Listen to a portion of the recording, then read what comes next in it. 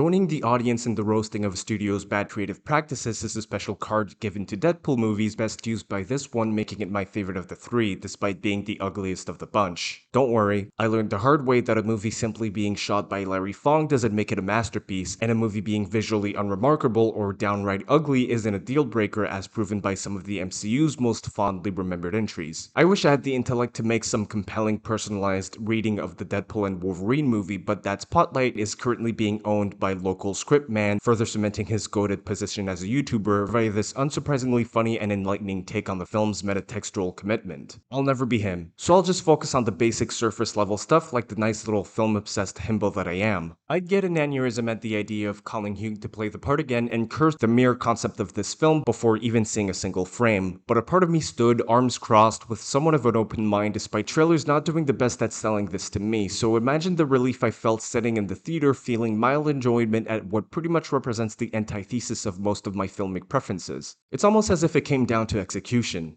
Cool. The mere idea of a movie made by both filmmakers and internet dwellers is actually very deranged. That being said, this might be the most merciful, generous outcome of what could be referred to as a Reddit movie, with its terminally online fans basically providing the writers with all the needed checkboxes for it to be deemed best ever by all of r/Marvel, which apparently represents half of the world's population. Imagine giving people what they want. What a whimsical concept. I'd normally discourage the idea of skillful artists bowing to the demands of the masses, but how bad a crime could that really be when said demands are as simple as just being real epic? It's the R-rated Deadpool and Wolverine movie. People are coming for the catfight, which this movie delivers, frankly making the fight choreographers its biggest star, who obviously made sure to pull every trick in the bag, creatively using the characters' respective gimmicks like Deadpool trapping Logan's claws with his katanas, then twisting them to pull him into a compromising position until he closes his claws to evade. You can tell the crew embodied the characters for the inspiration to better pass through, relentlessly creating moments which could only happen in a fight between these two. Same business with that car fight, which came off as if they sat around a table trying to one-up each other's ideas only to decide to execute every single one of them, making sure this could never be topped, knowing there might not be another instance involving these two sharing a frame looking the best they've ever had, complementing each other's aura despite literally coming from different universes, most likely thanks to being designed by the same talent, courtesy of concept artist Andy Park and costume designers who had the chops to make them work on screen as well as they did. I sort of wish that treatment was extended to the supporting cast, being a bit of a mixed bag in that regard. It felt as if the thought and detail put on the suit depended on its given screen time, which seems like a reasonable and fair decision until I'm reminded of that glorious montage of various comic book accurate Wolverines, which all looked great in their brief appearances, making Sabretooth's look not matching Logan's comic accurate glory feel pretty cheap for the entirety of his 5 seconds of screen time. Tim Story's Human Torch suit felt as if they redrew it from memory, removing some of its distinctive original features like centering the once uncentered 4 logo, which always stuck out to me. Also, am I the only one who sees Fend 4 Stick's color on the suit?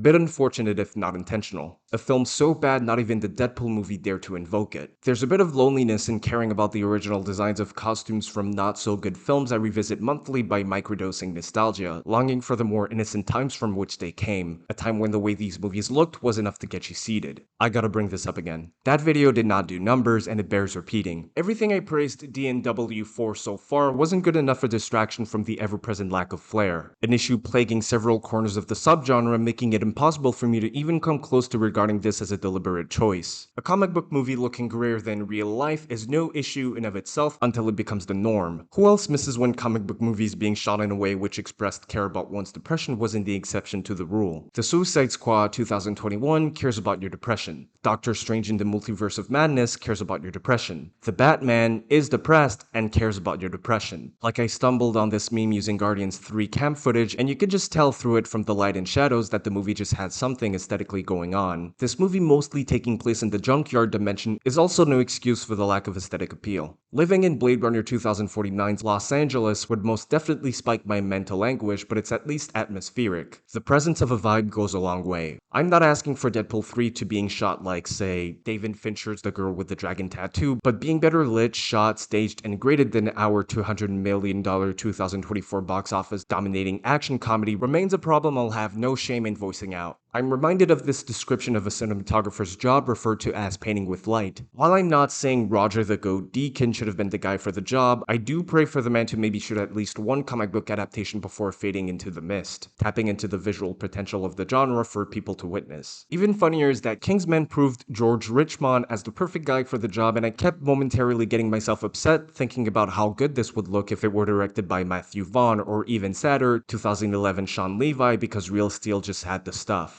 What happened? Was the crisp, colorful, electric, layered, bright, textured Michael Bay adjacent sheen a thing of its time? I don't think so. The Deadpool franchise appears to me as the height of escapist cinema. It looking the part shouldn't feel as bad a request. Edgar Wright and Tarantino told me that comedy isn't exempt from stylistic ambition. Cinematography this, cinematography that. I could go on for hours, days, weeks about this, till I become dust, but the movie at least pays most of it back with jabs too clever or thoughtful for the film's vulgarity to ever come off as childish as I once dreaded, taming both my worries about this movie catering to the TikTok clan and my toxic urges to take people's contentment with this film away from them. It doesn't do that thing of being an R-rated movie made for teens relying on violence and vulgarity to keep the kids entertained. As bizarre as that sounds, this movie has a little more respect despite showing up at the funeral in full clown gear. The slapstick is executed with as much thought as the film culture jabs, most of which would be missed with the brain turned off, unfortunately making this more fun a movie to listen to than to look at, with the exception of the fight scenes earning my unbatted attention. Feeling more like an expensive skit, something I admittedly bashed No Way Home for, sort of shielded Logan's contemplative, self-contained sacredness from Deadpool's canon-breaking out-of-pocket nonchalance. Might as well call this a feature-length troll post, and today that's a compliment.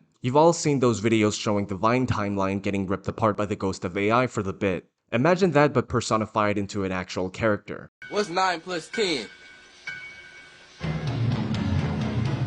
Literally Deadpool, the character, the film. And I personally never felt disrespected by it, if a bit neglected by the looks of it. Deadpool literally desecrating Logan's grave and using the remains of his corpse as a melee weapon is rightfully unhinged. The meme that is this film can't touch Logan. I expected nothing more, nothing less, and came out both happy and unscathed. Wherein lies my issue. Some of my favorite movies out there, made by artists who know better than myself, tend to go beyond their promises, giving me something I didn't know I wanted in the first place, which the movie does in places, but lacking in others the more time goes on as I dwell on them. Most of the film's spoiler-worthy content, mostly being summed up to a list of people showing up or dying, might indicate somewhat of an issue. Deadpool Wolverine's mysteriously hyped-up remorseful past, having slept over the mutant edition of Order 66 for being passed out drunk, feels sort of soft compared to Charles actually being the nuke. How could I not anticipate something beyond your typical case of survivor's guilt? Getting glimpses of the aftermath of the carnage could have given it some weight. As gruesome as the context might be, I might have forgiven it a bit if we were maybe shown the original cast, each given suits as gloriously classical as Logan's, but the film often commits the crime of telling over showing things that could have made for some interesting sequences. Cassandra suffered from the classic non-human X-Men villain problem despite being a scenery-munching camp queen, but I enjoyed the visual of physically penetrating one's skull for a mind read. Being the third and likely final film of the franchise, introducing Deadpool's teleportation powers could have been a neat touch, though that might have made him too much of a broken character. Marvel Ultimate Alliance 2 will always be there for Cope. What about my checklist, is what I'm asking. If I were to find a more legitimate reason for this video other than saying what most likely has already been said by some other more successful money-making YouTuber, it would be to discourage pushing back against the honest, good faith criticism coming its way, unless we want to let the perceived collective satisfaction letting studios add gas to this breed of meta self-aware film fest, only using D&W as a qualitative reference without a single inclination to improve on any of its components, destining the creation of worst copies. Where the line is drawn between the film lovers and haters couldn't be more obvious, and I'm pretty sure that the latter wouldn't be dogging on it as much if it somewhat looked like the films from the era in which this movie literally dumpster dives. For comparison, in Blade, both the fight choreography and the camera work seem to both be on the same register, beautifully paired with that distinctive color grade, whereas in Deadpool, the directing seems to barely keep up, worsened by that dehydrated color grade, but made passable thanks to a good usage of wide shots, not letting that precious choreography go to waste. I do share some of the bitterness from movies like Challengers, Film of the Year, demolishing every Deadpool movie combined with its direction alone, deserving at least half of this movie's success, but being destined to fail due to being nearly impossible to sell in a world where this is the only sort of thing people allow their radar to even detect. That actually sucks, and my right hand does start to shake a little bit whenever the word masterpiece is so casually thrown around. But I'm torn due to this unfortunately being a decent little flick, preventing me from throwing as much hate at it for taking the spotlight. Of course, I wish Edgar Wright were at the helms, or for a more workout-worthy soundtrack, or that it looked like a Hideo Mirai-directed music video, or for a more consistent wardrobe, or that the story was a little more rock-solid, but I'm somehow content with this film just not being as poisonous to the craft as I thought it'd be. The worst thing I felt was being confronted by the fact that I'm now nostalgic towards the era currently being referenced on film, making referring to myself as part of the youth feel more and more like a delusion, but I'll take it if it prompts people to revisit those old X-Men films, fully deserving of the onslaught of revisitation now certainly coming their way for being genuinely good to great. Reaching my old age, you realize how rare those actually are. With growth comes taste, and only a few pieces of media will survive the scorching of that sixth sense. But some make it through and should be celebrated for it.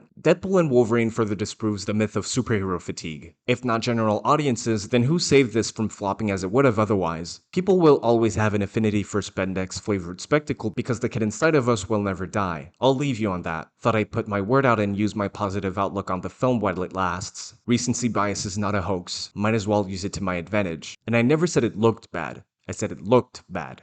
There's a difference. This is fine. Deadpool and Wolverine. Fun. Just watch other stuff too. Cheers.